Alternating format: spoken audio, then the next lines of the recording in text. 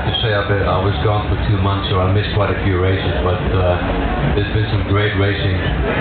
Sato's performance in Long Beach was good to see, and also his great performance in Brazil. And bringing up Brazil, that's where Hinchcliffe, nabbed the lead with the last corner of the last lap, and those are the kind of exciting finishes we've seen this year. And Hinchcliffe, obviously, he won another 2 races.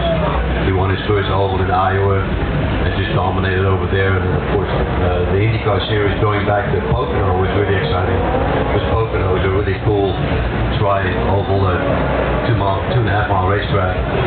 So, and this race usually, well, last year was quite a dramatic finish to the championship. So, hopefully, we won't have one of the championship contenders in the wall like last year. They just have a clean, straight race fight tonight.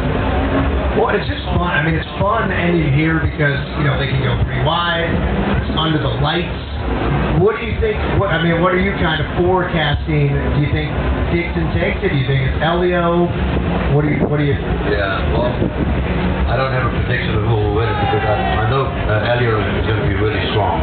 So if Elio runs the way I think he's going to run, and Scott Dixon is just a little bit off, it could be Elio's championship.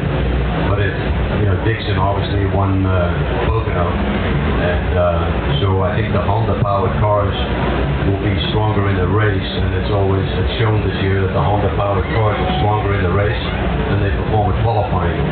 And if that's the case, then those guys are going to be really strong.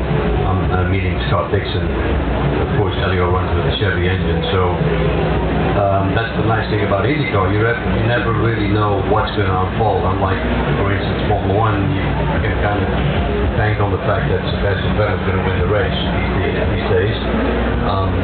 But that's the nice thing about IndyCar, that you just can't really predict it. Well, and then another thing that's kind of going, unnoticed, but is a big thing, and might even add a little bit more pressure to Dixon, is, you got TK and Dixon going for the Triple Crown, that extra little chunk of change from Fuzzies. Nobody's really talking about that, but hey, that's another thing that might even be weighing on Dixon a little bit. Yeah, so if either Tony Kanaan or Scott Dixon wins tonight, they get an extra $250,000 prize money bonus. But I know for sure Tony's thinking about it, because he's got nothing to lose in the championship. So if he won Indianapolis, his season can't go wrong, and this would just be another nice bonus for him. But for Scott, he's not going to think about. He's only thinking about the championship. He's not thinking about the fuzzy vodka bonus, because if he wins the championship, he gets, the team gets $1 million prize money bonus anyway. So he's not thinking about it. Well, and then we all like money, but we're not thinking about it all the time, for sure. Yeah, the championship is definitely the big thing. Yeah. And there's another driver you can't count out, is Ed Carpenter. I mean, the past 2 seasons, he's won the final race of the season on an oval, one here last year. Yeah, Ed was terrific here last year and really earned that win with a good drive. But and from what I've seen yesterday, Ed doesn't look as strong as he looked last year. But that doesn't really mean much, because yesterday they ran mostly in the heat. And they had a half-an-hour session last night at 6 o'clock. But tonight they're going to be racing a lot longer with a cooled-off racetrack where the sun is gone and the heat is not heating on the racetrack. And it will change the way the cars behave. So for Ed, that might be a plus, because you can work on your car during the pit stops. You can make a few changes here and there, and you might just hit the right spot. So yeah, that's what I said. You can probably have 10 to 15 guys who are in a position to win this race. So for Scott, it's going to be difficult. Well, I gotta say, Arie, it has been an absolute pleasure the entire season having you come up on stage, chat with me, chat with all the fans. Thank you. And I'll say this.